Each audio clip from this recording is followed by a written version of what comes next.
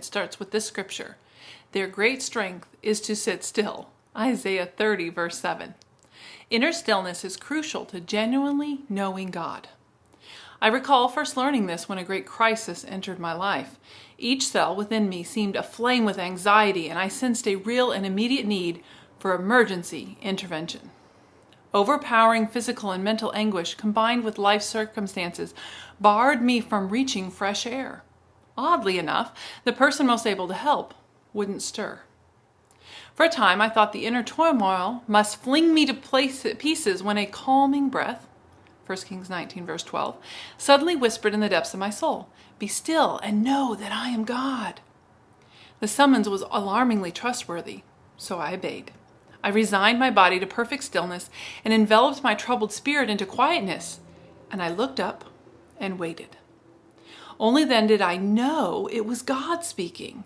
He was in the midst of my emergency, nursing the wounds of my helplessness, and I rested there in Him. I wouldn't trade that experience for worlds of conventional security. I would add, from out of the stillness seemed to rise the power to deal with this crisis and propel it all toward life-enhancing reconciliation. During that turmoil, I effectively learned that my strength was to sit still. There's a perfect passivity that's all but indolence. It's a living stillness born of trust. Quiet tension isn't trust. It's simply compressed anxiety. Not in the tumult of the rending storm, not in the earthquake or devouring flame, but in the hush that could all fear transform, the still small whisper to the prophet came. O soul, keep silence on the mount of God, though cares and needs throb around you like a sea. From supplications and desires unshod, be still and hear what God will say to thee. All fellowship has interludes of rest, new dreams and maturing in each poise of power.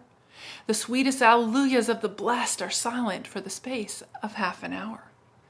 O rest and utter quietude of soul, abandon words, leave prayer and praise a while. Let your whole being hushed in His control. Learn the full meaning of His voice and smile. Not as an athlete wrestling for a crown, not taking heaven by violence of will, but with thy Father as a child sit still, and know the bliss that follows His. Be still.